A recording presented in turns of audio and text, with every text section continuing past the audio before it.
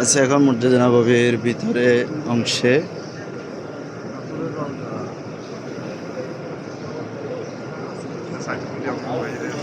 হচ্ছে এ হচ্ছে রাসূল সাল্লাল্লাহু আলাইহি ওয়াসাল্লামের রওজা মুবারক। আমি এখন ভিতর থেকে আপনাদেরকে দেখাচ্ছি রাসূলের রওজাটা। সাদিক বারাক থেকে আসছে ইমাম হুসাইন, হাফিজ ইমাম হুসাইন।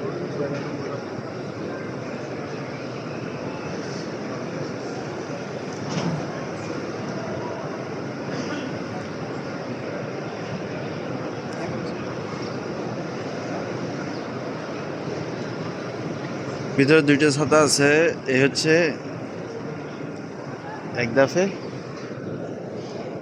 আর এ হচ্ছে আরেক দাফে।